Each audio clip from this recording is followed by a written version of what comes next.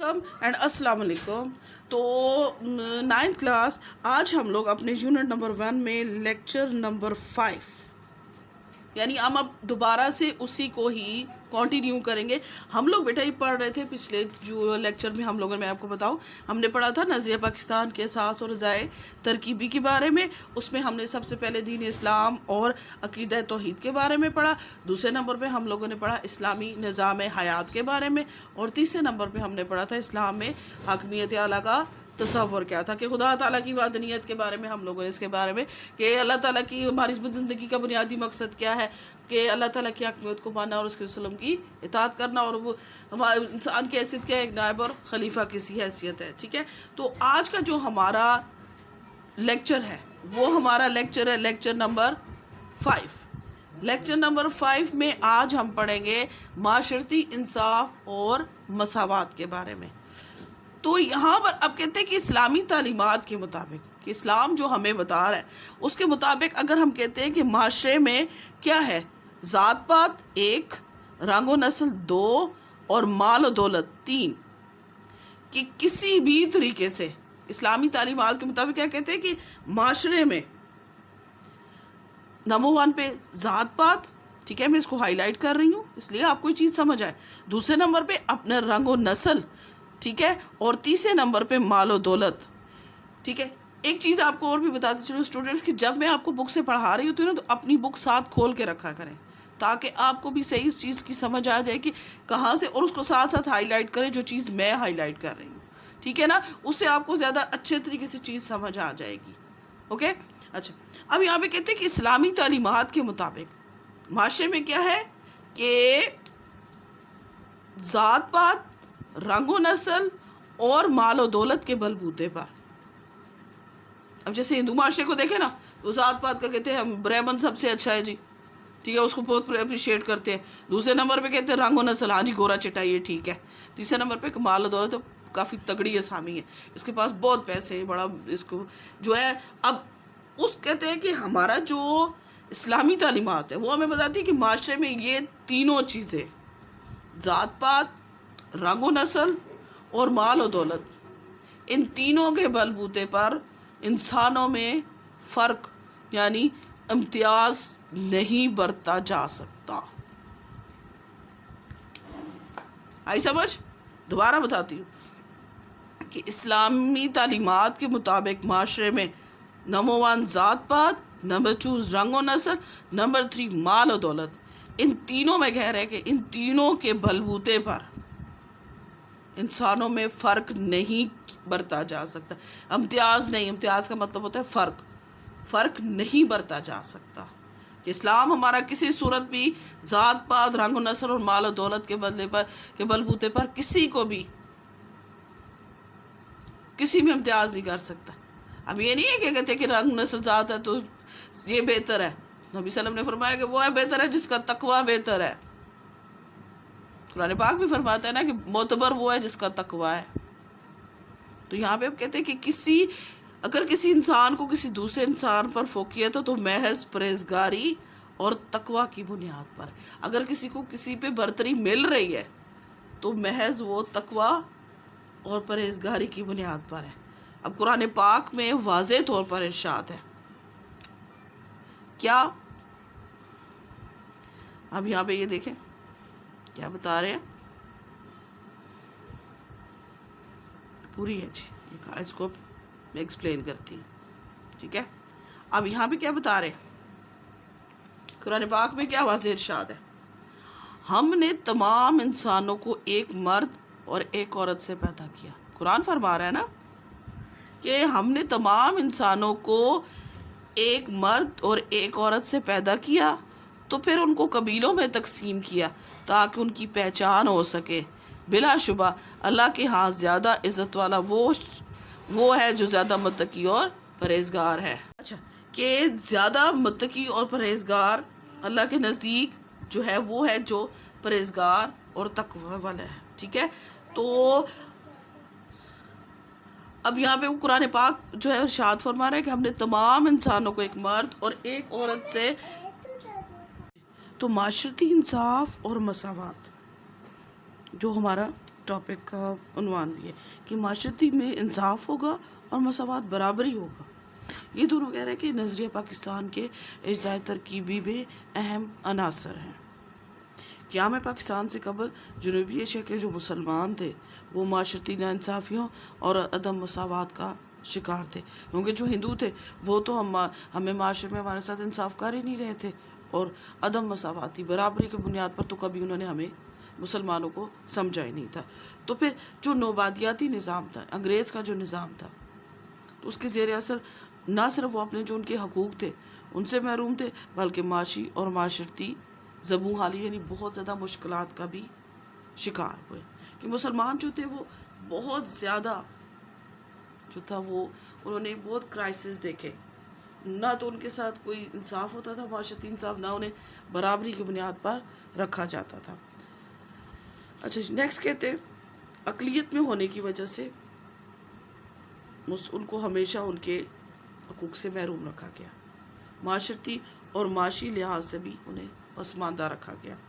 اس دور میں نہ مسلمان بلکہ اقلیتوں بھی ان کے ساتھ مساویانہ برتاؤ کیا گیا، کہ جو صرف یہ نہیں کہ ہم کہتے ہیں کہ ہندو جو تھے، میں نے آپ کو پہلے بتایا کہ اسلام تو ذات پات کو نہیں مانتا، لیکن جو ہندو ہیں وہ ذاتوں کے ہیں۔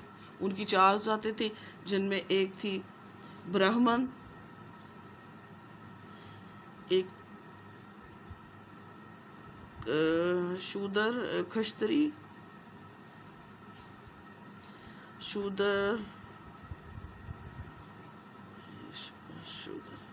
یہ 4 ذاتیں، برہمن، کھشتری، ویش اور شودر، یہ ان کی 4 ذاتیں تھیں۔ ٹھیک ہو گیا؟ نمبر 1 پہ کون سی تھی؟ برہمن، پھر کھشتری، پھر ویش اور پھر شودر، یہ ان کی 4 ذاتیں تھیں، جن میں سب سے جو ان کی نچلی جو ذات تھی نا سب سے، وہ تھی شودر۔ شودر یہ ایسی تھی کہ جن کو یہ اچھوت کہتے تھے، کہ اگر یہ کسی چیز کو ہاتھ بھی لگا دیں تو وہ کہ یہ برہمن یہ سمجھتے تھے کہ ہماری چیز ناپاک ہو گئی ہے۔ تو پھر یہاں پر یہ تھا کہ یہ ہندو جو تھے وہ صرف مسلمانوں کے ساتھ نہیں، جو اپنی نچلی ذات کے ہندو تھے ان کے ساتھ بھی ایسا ہی برتاؤ رکھتے تھے۔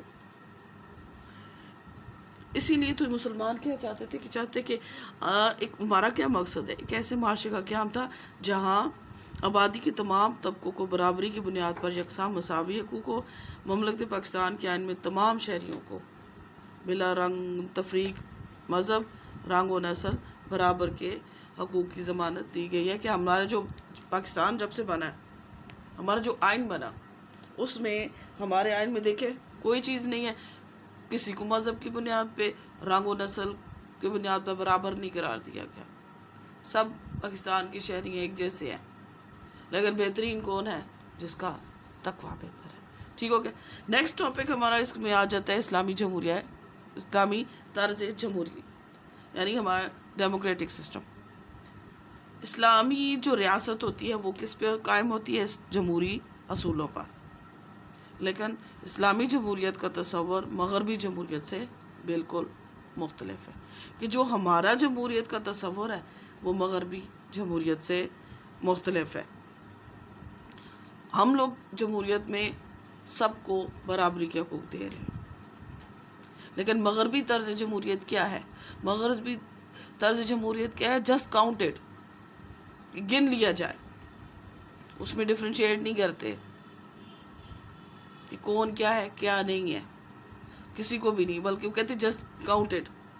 تو پھر اب یہاں بھی یہ تھا کہ مغربی جمہوریت میں گن لیا جاتا تھا، لیکن اس میں یہ نہیں گنتے تھے، کہ کہتے میجورٹی از اتھارٹی۔